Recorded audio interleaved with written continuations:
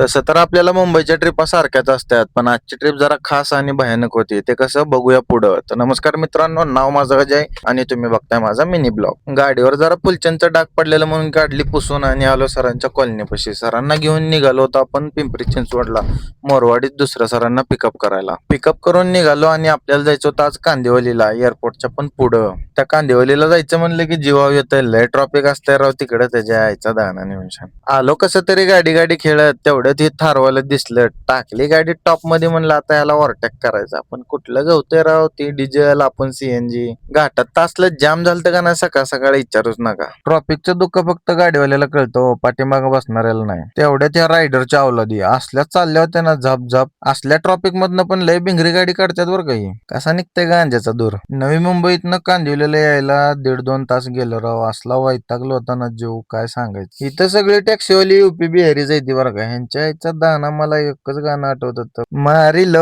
कचा कच कच. पोचलो बाबा एकदाच महिंद्राला, सोडलं यांना आणि दिली ताणून. निघालो 6 वाजता पुण्याच्या दिशेने. सरांनी असल्या भारी हॉटेलमध्ये नेलतं का नाही. जेवण झालं कोणचं पान खावा, काय विषय नाही. चला भेटूया पुढच्या भागात.